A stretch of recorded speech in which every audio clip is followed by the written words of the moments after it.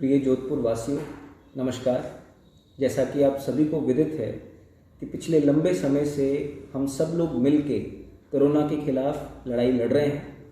आपके सबके सहयोग से जिला प्रशासन हर वो प्रयास कर रहा है जिससे कि कोरोना संक्रमण को रोका जा सके और इसके मरीजों को ज़्यादा से ज़्यादा सुविधाएं उपलब्ध कराई जा सके। लेकिन गत कुछ दिनों में, चाहे वो त्योहारी सीज़न हो, चाहे वो चुनाव हो, चाहे वो लगातार आने वाले समय शादियों के साए हों, इन सब चीज़ों को देखते हुए ये महसूस हो रहा है कि कोरोना संक्रमितों की जो संख्या है उसमें तो बढ़ोतरी हो ही रही है, लेकिन उसके साथ साथ गंभीर मरीजों की जो आवक है अस्पतालों के अंदर उसमें भी वृद्धि हुई है। इन सब चीज़ों को देखते हुए राजस्थान सरकार द्वारा कुछ बहुत महत्वपूर्ण निर्णय किए गए हैं।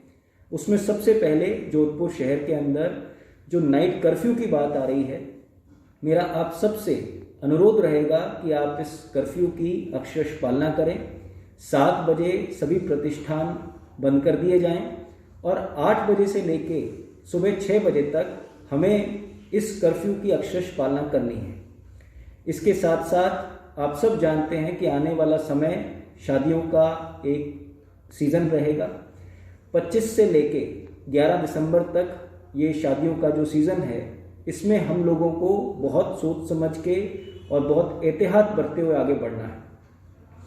सरकार ने, जिला प्रशासन ने बहुत सोच समझ के, ताकि जोधपुर वासियों को कम से कम अव्यवस्था का सामना करना पड़े, कम से कम परेशानी झेलनी पड़े, इसके लिए एक बीच का रास्ता निकालते हुए ये प्रयास किया है कि आपकी शादियां और इस प्रकार के आयोजन, इनमें भी विघ्न पैदा नहीं हो, लेकिन उसके साथ साथ हमें जो बड़ी समस्या है कोरोना का संक्रमण, उसको भी रोकना है। इसके लिए विस्तृत गाइडलाइंस जो हैं वो जारी की गई हैं, जो मीडिया के माध्यम से, सोशल मीडिया के माध्यम से आप तक पहुंचाई जा रही हैं। लेकिन कुछ ऐसे निम्न बिंदु हैं जिस पे मैं आप सभी साथियों का ध्यान आकर्षित करना चाहूँगा। सबसे पहला मेरा निवेदन है कि संख्या इन समारोहों में, विवाह समारोह में जितनी कम से कम रखी जा सके ये हमें रखनी है। आप सब जान रहे हैं कि एक समय लॉकडाउन का था जब हमें बहुत ज़रूरी चीज़ों के लिए भी बाहर निकलने की परमिशन नहीं मिल रही थी।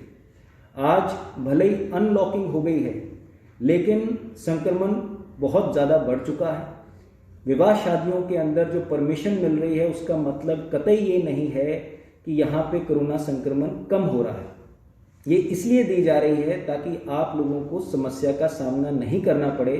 तो मेरी आपसे गुजारिश रहेगी, निवेदन रहेगा कि संख्या जितनी आप सीमित रखेंगे उतना अच्छा होगा।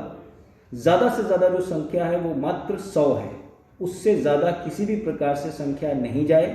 अगर जाएगी तो सख्त कार्रवाई प्रशासन को, पुलिस को करनी पड़ेगी। इसके साथ साथ चाहे वो आयोजक हों, चाहे वो संस्थान हो, सबके लिए कोरोना के लिए जितनी भी गाइडलाइंस की पालना करनी है उसकी अक्षरशः पालना की जाए।